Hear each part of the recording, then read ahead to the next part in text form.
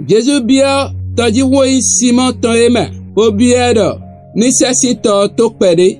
Ede suka dzidzɔ ayi le tɔdzi wo me. Wo dze kplɔm me le edzi se ɖo. Luc chapitre 5 verset 3. Wa ba do ra santa de iwe mi memba me na ko de ba ma ma van van se de gbe meton ye. Il y a no be do gbeto si gbezame. Wonu e jo in tɔdzi hu meton do nu akruno lobo ebiame nu e ira la tɔdzi hu mi kade yo. Erene gbezan toe. Erene devisa toe. Erene wendo toe. Erene ajogban toe. Erene projet toe la. Erene nu e toe la biro.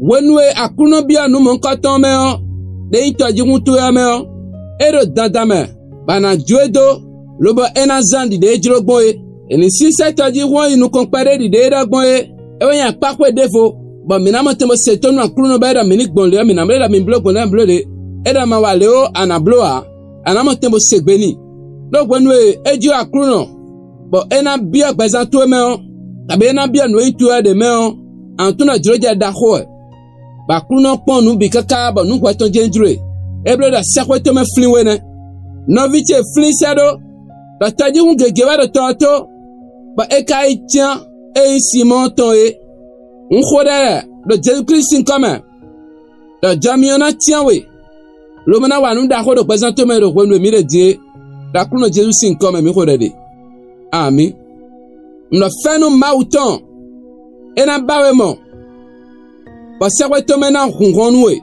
be Jésus Christ sin comme ba dagbe ni tuela ena jalo to me pi fa ba de le présento me na mo fifa mon coton le sakwe to me fliwe ba ji akuno ton do ji jaro présento me ana hunu mena khode le bo mi gbe wala yan kan debu de no don mero gudo ba na mo donato ele ba kana ira lo me an mi gbe wala mon coton do gwenwe Jésus wa do khonu pierre nu ko ti konu mi we le bo gbara mi kuna sise hun o ena mo da gbede de me han ale gbigba yan debu de no agbada gbe me tondo akuro ni yan ero zonu emi lo Jésus Christ sin come nu andi nu de le nkoton won ami bo ka sero no zo tuele de abado esu ko no di makuro na tian ero gbeto gege me bo partager ha me gege